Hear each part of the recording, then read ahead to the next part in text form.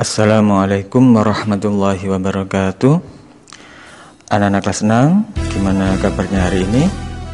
Saya harap kalian dalam keadaan sehat walafiat. Hari ini kita belajar aswaja dengan materi amaliyah nahdiyah yang berupa istighosa. Sebelum kita lanjutkan, jangan lupa untuk berdoa terlebih dahulu.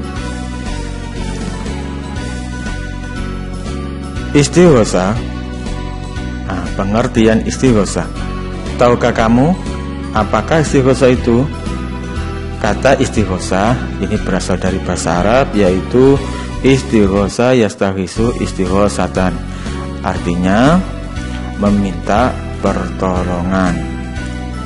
Jadi istighosa adalah meminta pertolongan kepada Allah dengan ciri mendekatkan diri kepada Allah sambil membaca kalimat-kalimat thayyibah dan doa. Istighosa ini dapat dilakukan sendirian maupun berjamaah. Biasanya istighosa dimulai dengan melaksanakan sholat hajat, kemudian dilanjutkan baca surat Yasin, istighfar, hauqalah, sholawat, asmaul husna, dan beberapa jenis doa lainnya.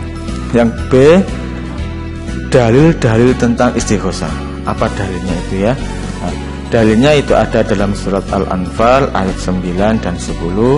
Allah berfirman, Bismillahirrahmanirrahim, Ittastaghitsuna rabbakum fastajaba lakum anni mumitukum bi alfin minal malaikati murdifin wa ma ja'alahu Allah illa busra walitma'inna bihi qulubukum wa man nasru illa min indillah innallaha azizun hakim.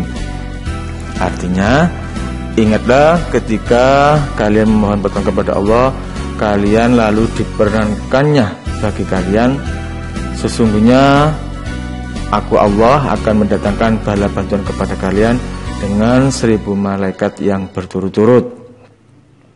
Dan Allah tidak menjadikannya atau mengirim bala bantuan itu melainkan sebagai kabar gembira dan agar hati kalian menjadi tenteram karenanya. Dan kemenangan itu hanyalah dari sisi Allah.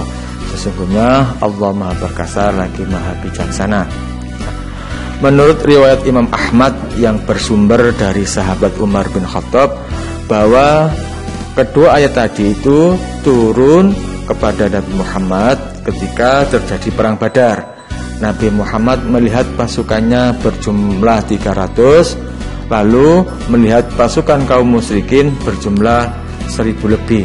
Maka beliau segera menghadap kiblat dengan selendang, kemudian berdoa, Allahumma anzilni ma wa'atani, Allahumma intahlik hadil isabati min ahli Islam fala tubat fil ardi amadan. Artinya, ya Allah, penuhilah apa yang pernah engkau janjikan kepadaku. Ya Allah, jika engkau binasakan pasukan Islam ini, niscaya engkau tidak akan disembah oleh penghuni bumi ini selamanya. Ini doa yang diucapkan oleh Nabi Muhammad. Kata Sayyidina Umar, Rasulullah tidak henti-hentinya istighosa kepada Allah dengan membaca doa seperti itu sampai selendangnya jatuh. Maka segeralah Sayyidina Abu Bakar mengambil selendangnya Rasulullah itu untuk diselendangkan kepada beliau dari belakang. Kemudian sahabat Abu Bakar berkata, wahai Nabi, semoga istighosamu diperkenankan oleh Allah, karena Allah pasti akan memenuhi janjinya kepadamu. Di antara doa istighosa itu adalah Sa'altuka ya Ghaffar afwan wa taubatan wa bil qahari ya qahar khudh min tahayyalah. Artinya, wahai Tuhan yang Maha Pengampun, hamba memohon kepadamu ampunan dan pertobatan. Wahai Tuhan yang Maha Pemaksa, tindaklah olehmu dengan paksa orang-orang yang bermaksud jahat kepadaku. Selanjutnya adalah bacaan dalam istighosa. Jenis dan bacaan ada bermacam-macam. Setiap pesantren dan daerah mempunyai ciri khas tersendiri dalam ragam bacaan istighosa.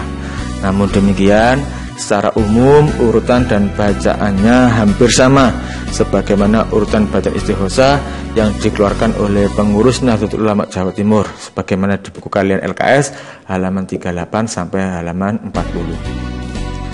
Sekarang yang D adalah membiasakan diri beristighosa. Berdasarkan keterangan ayat Al-Quran tersebut dan amaliyah Nabi Muhammad SAW, maka sebagai umatnya kita wajib membiasakan diri beristighosa. Karena dengan beristighosa kita akan memperoleh manfaat sebagai berikut. Yang pertama, dapat semakin dekat kepada Allah. Yang kedua, meyakinkan bahwa Allah akan mengabulkan istighosa maupun doa hambanya, sebagaimana janjinya dalam surat Al-Baqarah ayat 185. Ujibu da'watad da'i idza da'an, yang artinya aku pasti akan mengabulkan doa dari orang yang berdoa manakala ia berdoa kepadaku. Yang ketiga, meningkatkan rasa tawakal atau berserah diri kepada Allah Subhanahu wa taala. Anak-anak, itu tadi tentang amaliyah Nahdiyah, yang salah satunya istighosa. Jadi amaliyah Nahdiyah ini banyak sekali ya, di antaranya tahlil, selamatan, sholawatan, terus istighosa, yasinan. Hari ini kita bahas tentang istighosa. Apa yang kita pelajari istighosa tadi semoga bermanfaat. Sekarang mari kita akhiri dengan bacaan hamdalah bersama-sama. Alhamdulillahirabbil alamin. Tetap semangat, tetap belajar. Assalamualaikum warahmatullahi wabarakatuh.